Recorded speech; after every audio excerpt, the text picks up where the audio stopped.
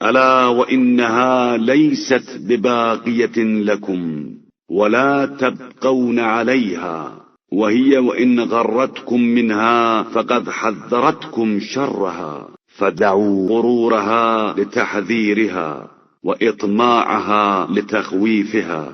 اور پھر یہ باقی رہنے والی بھی نہیں ہے اور تم بھی اس میں باقی رہنے والے نہیں ہو. یہ اگر کبھی دھوکہ دیتی ہے تو دوسرے وقت اپنے شر سے ہوشیار بھی کر دیتی ہے. لہذا اس کے دھوکے سے بچو اور اس کی تنبیہ پر عمل کرو. اس کی لالچ کو نظر انداز کرو اور اس کی تخفیف کا خیال رکھو.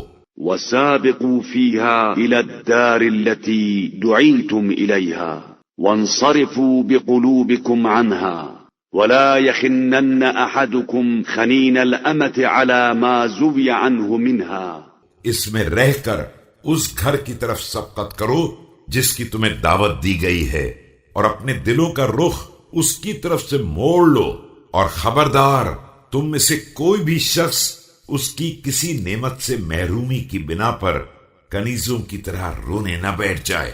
واستتموا نعمة الله عليكم بالصبر على طاعة الله والمحافظة على ما استحفظكم من كتابه ألا وإنه لا يضركم تضييع شيء من دنياكم بعد حفظكم قائمة دينكم.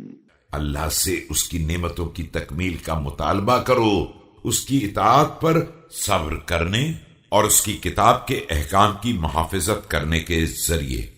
یاد رکھو اگر تم نے دین کی بنیاد کو محفوظ کر دیا تو دنیا کی کسی شے کی بربادی بھی تمہیں نقصان نہیں پہنچا سکتی ہے. ألا وإنه لا ينفعكم بعد تضييع دينكم شيء حافظتم عليه من أمر دنياكم أخذ الله بقلوبنا وقلوبكم إلى الحق وألهمنا وإياكم الصبر.